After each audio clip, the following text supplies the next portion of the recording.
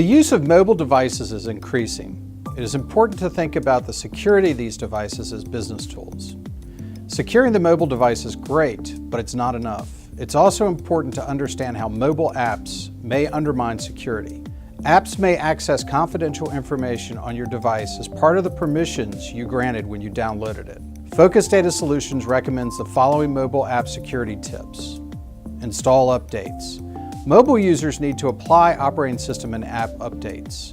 Manufacturers learn about vulnerabilities and bugs in their products and provide updates. It's important to apply these fixes frequently.